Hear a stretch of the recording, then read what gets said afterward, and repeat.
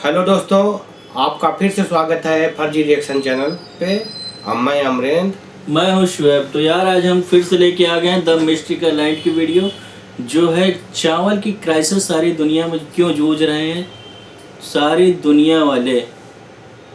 तो इसका वीडियो का टाइटल है दुनिया क्यों जूझ रही है चावल के संकट से।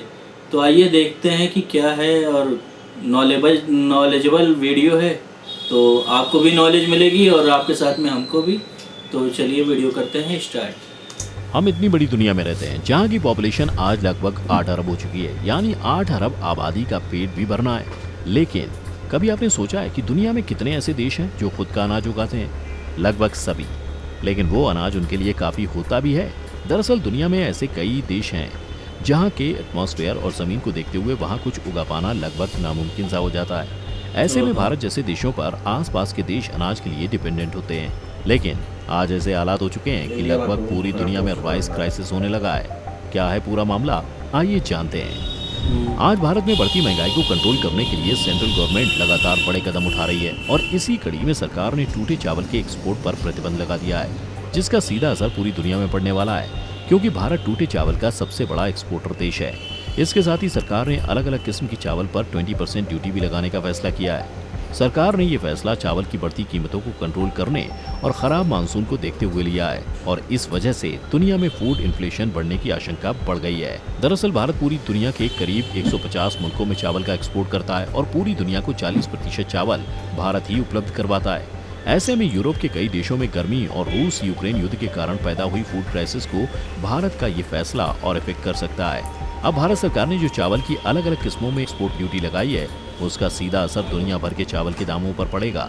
इतना ही नहीं, भारत के टूटे चावल के एक्सपोर्ट पर बैन के फैसले के बाद थाईलैंड और वियतनाम जैसे देशों पर चावल के एक्सपोर्ट का दबाव बढ़ेगा, और टूटे चावल के एक्सपोर्ट में रोक के बाद गरीब अफ्रीकी मुल्कों में फूड क्राइसिस पैदा हो सकता है। इसके साथ ही जिस चीन से भारत का लव हेट रिलेशनशिप है, वो चीन भी भारत के टूटे चावल का एक बड़ा खरीदार है। ऐसे में वहाँ भी आने वाले दिनों में चावल की कमी हो सकती है।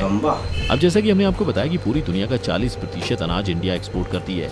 ऐसे में थाईलैंड, वियतनाम, पाकिस्तान और म्यांमार का नंबर आता है, जिनकी तरफ दुनिया अनाज की उम्मीद रखती है। लेकिन पाकिस्तान में बाढ़ के कारण हुई तबाही के कारण भी ग्लोबल सप्लाई चेन पर बहुत फर्क पड़ सकता है। ऐसे में दुनिया भर के कई देशों में चावल की कमी हो सकती है। लेकिन क्यों और कैसे ये चावल एक्सपोर्ट रोका जा रहा है, आइए जानते हैं। दरअसल भारत में टोटल 4 कैटेगरीज में चावल एक्सपोर्ट किया जाता है, जिसमें सेकंड कैटेगरीज के एक्सपोर्ट पर सरकार ने रोक लगा दी है। वहीं बाकी 2 कैटेगरीज में एक्सपोर्ट पहले की तरह किया जा सकता है। जिस कैटेगरीज के एक्सपोर्ट पर रोक नहीं लगाई गई है वो है बासमती चावल और गैर बासमती उसना चावल। अब जिस कैटेगरी के निर्यात पर सरकार ने रोक लगाई है वो है सामान्य और टूटे चावल। सरकार ने बासमती जैसे अच्छी किस्म की चावल पर ड्यूटी नहीं बढ़ाई है। ये ड्यूटी सिर्फ सफेद और ब्राउन राइस यानी व्हाइट और ब्राउन राइस पर ही लगाई गई है। बता दें कि भारत के टोटल एक्सपोर्ट्स किए जाने वाले चावल में 60% हिस्सा व्हाइट और ब्राउन राइस का ही होता है। लेकिन सरकार ने आखिर क्यों लगाया था प्रतिबंध? इस साल भारत में खरीफ के सीजन में देश के कई हिस्सों में जैसे पश्चिम बंगाल, बिहार और उत्तर प्रदेश में इस साल बारिश बेहद कम हुई है। ऐसे में चावल की पैदावार हर साल के मुकाबले कम होगी। ऐसे में देश के लोगों के लिए चावल की कमी ना हो, इस वजह से सरकार ने टूटे चावल के एक्सपोर्ट पर रोक और सफेद और ब्राउन राइस एक्सपोर्ट पर 20% ड्यूटी लगाने का फैसला किया है। आज दुनिया के हालात ऐसे हैं कि हमारा पड़ोसी देश श्रीलंका भूख से तड़प रहा है। वहाँ 1 किलो चीनी 290 रुपए में, 1 किलो चावल 500 रुपए में और 400 ग्राम मिल्क पाउडर 790 रुपए में मिल रहा है। इतना ही नहीं, पेट्रोल के दाम 50 रुपए और डीजल के दाम 75 रुपए तक बढ़ चुके हैं। साल 1948 में आजाद होने के बाद श्रीलंका सबसे आर्थिक बदहाली से गुजर रहा है और आज चीन के कर्ज के जाल में फंसा श्रीलंका बैंकरप्ट होने के कगार पर है। लेकिन सिर्फ श्रीलंका ही नहीं बल्कि चीन को भी इस बार बड़ी दिक्कत होने वाली है। एग्रीकल्चरल इंफॉर्मेशन नेटवर्क ने एक आर्टिकल पब्लिश किया। उसके मुताबिक साल 2021 में चाइना ने भारत से 1.1 मिलियन टन टूटे चावल को इम्पोर्ट किया था और चीन इकलौता भारतीय टूटे चावल का सबसे बड़ा खरीदार है। अगर पूरी दुनिया की बात करें तो साल 2021 में भारत का total rice export record 21.5 million ton तक पहुंच गया था, जो दुनिया के top 4 exporters Thailand, Vietnam, Pakistan और यूनाइटेड स्टेट्स ऑफ अमेरिका के राइस एक्सपोर्ट से ज्यादा है। रिपोर्ट्स में कहा गया कि टूटे चावल का इस्तेमाल असल में चीन अपने जानवरों के चारे के तौर पर और नूडल्स और वाइन के प्रोडक्शन में करता है। अब चूंकि चावल पर भारत के एक्सपोर्ट प्रतिबंध ग्लोबली चावल की कीमतें बढ़ा सकता है। जिससे फूड इन्फ्लेशन बढ़ सकता है। जबकि रूस यूक्रेन युद्ध के कारण ग्लोबल फूड मार्केट में परेशानी पहले से ही बढ़ी हुई है, क्योंकि रूस के यूक्रेन पर आक्रमण के बाद से ही गेहूं और मकई की कीमतों में जो उछाल हुआ, उसके बाद सिर्फ चावल ही वो खाने की चीज रही जिसने सबसे बड़े फूड क्राइसिस को दूर करने में मदद की। लेकिन भारत सरकार के इस फैसले से फूड क्राइसिस और बढ़ सकता है। लेकिन भारत दुनिया के साथ ऐसा क्यों कर रहा है? इस मामले में ministry of food and public distribution ने कहा कि जियोपॉलिटिकली लैंडस्केप के कारण टूटे चावल की ग्लोबली मांग काफी बढ़ गई है, जिसने कई अनाजों की कीमतों को बढ़ाया है, जिसमें जानवरों का चारा भी शामिल है। आज पूरी दुनिया में चावल तीसरा मेजर एग्रीकल्चरल प्रोडक्ट है, जिस पर ही भारत सरकार ने इस साल एक्सपोर्ट सेल्स रिस्ट्रिक्शंस लगा दिया है। यही इंडियन मिनिस्ट्री ऑफ एग्रीकल्चर का कहना है कि भारत के मेजर राइस प्रोड्यूसर्स जैसे उत्तर प्रदेश, पश्चिम बंगाल और बिहार में जून में इनसफिशिएंट बारिश हुई और जुलाई और अगस्त में इर्रेगुलर बरसात हुई, जिस वजह से चावल का रकबा पिछले साल के मुकाबले काफी कम हो गया। इतना ही नहीं, पिछले साल लगभग 26.7 मिलियन हेक्टेयर में चावल की खेती की गई थी, जो इस साल 13% घटकर 23.1 मिलियन हेक्टेयर हो गई और इसकी वजह से चावल का प्रोडक्शन कम हो गया है। अब सरकार पहले अपने देश का पेट भरना चाहती है, लेकिन ऐसा नहीं है कि हमने दुनिया को चावल देना बिल्कुल बंद कर दिया है, बल्कि भारत ने साल 2021-22 में लगभग 9.66 अरब डॉलर की कीमत के 21.21 मिलियन टन चावल का रिकॉर्ड एक्सपोर्ट किया, जिसमें से 3.54 बिलियन डॉलर के 3.95 मिलियन टन बासमती चावल और 6.12 बिलियन डॉलर की कीमत के 17.26 मिलियन टन गैर बासमती शिपमेंट शामिल है। वहीं सरकार का प्रतिबंध सिर्फ बाकी बचे 9.83 मिलियन मीट्रिक टन में लागू होता है, जिसमें 3.89 मिलियन टन टूटे चावल शामिल हैं, जिनका एक्सपोर्ट प्रतिबंधित कर दिया गया है, और 5.94 मिलियन टन गैर बासमती चावल हैं, जिनके शिपमेंट पर अब 20% चार्ज लगेगा। ये तो रही बाहर के देशों में चावल भेजने की बात, लेकिन क्या सच में भारत सरकार अपने देश को सही कीमत पर चावल उपलब्ध करवा रही है? दरअसल डिपार्टमेंट ऑफ कंज्यूमर अफेयर्स के प्राइस मॉनिटरिंग सेल के मुताबिक चावल का 17 अगस्त 2022 को रिटेल प्राइस 37 रुपए 94 पैसे प्रति किलो था, जबकि चावल का होलसेल प्राइस 3,295.24 रुपए प्रति क्विंटल था। वहीं से एक महीने पहले 17 जुलाई 2022 को चावल का रिटेल प्राइस 36 रुपए 60 पैसे प्रति किलो और होलसेल प्राइस 3,167 रुपए 18 पैसे प्रति किलो था। यानी कि एक महीने में रिटेल प्राइस में 3.09% और होलसेल प्राइस में 4.04% की बढ़ोतरी हो चुकी है। अगर आज के चावल की कीमतों का कंपैरिजन पिछले साल से करें तो प्राइस मॉनिटरिंग सेल के मुताबिक पिछले साल 17 अगस्त को चावल का रिटेल प्राइस 35 रुपए 61 पैसे प्रति किलो था, जो इस साल बढ़कर 37 रुपए 73 पैसे प्रति किलो हो गया, जबकि होलसेल प्राइस पिछले साल 3,068 रुपए 95 पैसे प्रति क्विंटल से बढ़कर 3,295 रुपए 26 पैसे प्रति क्विंटल हो गया।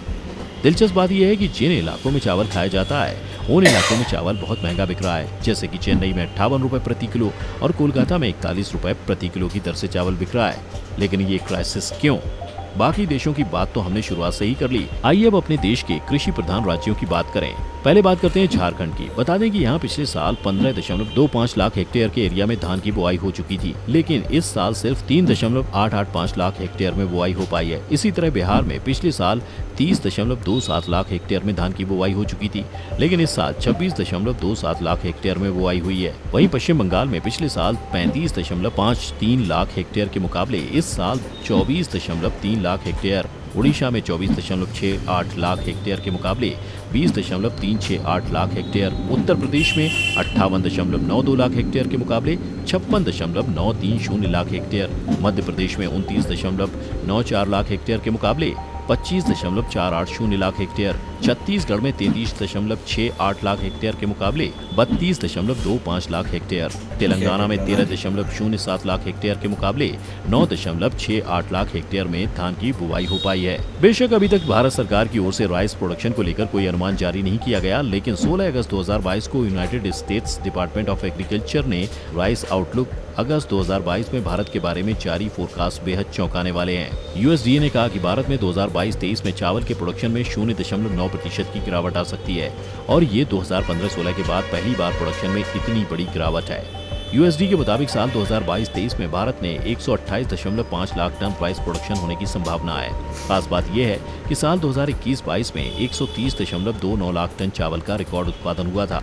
हालांकि पद के मुकाबले प्रोडक्शन का एनालिसिस किया जाए तो भारत में चावल का स्टॉक ठीक ठाक रह सकता है, लेकिन ऐसा तभी संभव है जब सरकार चावल के एक्सपोर्ट पर गहरी नजर रखे। दोस्तों, आप चावल खाते हैं या रोटी? हमें कमेंट सेक्शन में ज़रूर बताएं। अगर आपको ये वीडियो पसंद आई हो तो लाइक और शेयर का बटन दबाएं। अगर आप इस चैनल पर नए हैं तो सब्सक्राइब और बेल आइकन का बटन जल्दी से दबाएं ताकि हमारी आने वाली वीडियोस की नोटिफिकेशन आपको सबसे पहले मिले। चलिए गाइस, इसी के साथ हुई वीडियो ख़त्म। तो यार, ये नॉलेज तो अपनी बढ़ाते ही हैं और हम भी कुछ जान पाएँ कि क्या है, कैसा चल रहा है मार्केट, है नहीं। बरसात हुई नहीं, कहीं बाढ़ आ गया, कहीं कुछ हो गया, बहुत सारी इसीलिए चीज़ें होती हैं। सरकार को ये सब कदम उठाने पड़े कि इंडिया से कोई भी चावल बाहर एक्सपोर्ट नहीं किया जाएगा टूटे। और बासमती राइसों पे जो कि पहले से ही महंगे होते हैं, उसमें टैक्स वैक्स सब जुड़ा होता है, तो उसको एक्सपोर्ट करने में कोई दिक्कत नहीं है। तो चलिए, इसी के साथ हम भी विदा लेते हैं। लाइक करिए शेयर करिए और कमेंट करिए। सब्सक्राइब करिए। बाय।